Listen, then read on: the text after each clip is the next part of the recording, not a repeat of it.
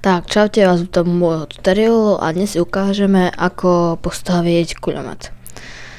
Tak, budeme potrebovať drevo, redstone, torčku, redstone, automat, páčku a šipy.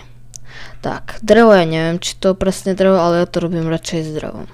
Položíme to takto, tu dáme redstone. Aj tu, redstone torčky položíme tu.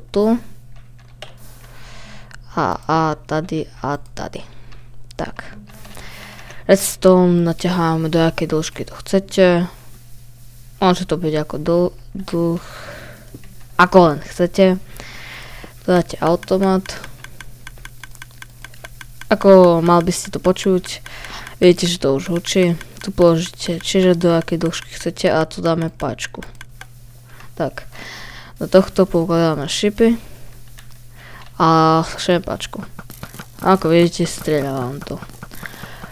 Môžete si to podávať ako chcete, môžete si to napríklad dať tak.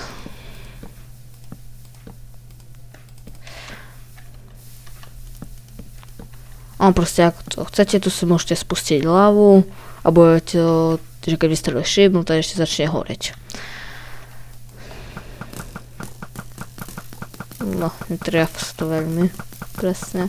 No to by bolo všetko a uvidíme sa na budúce. Čaute.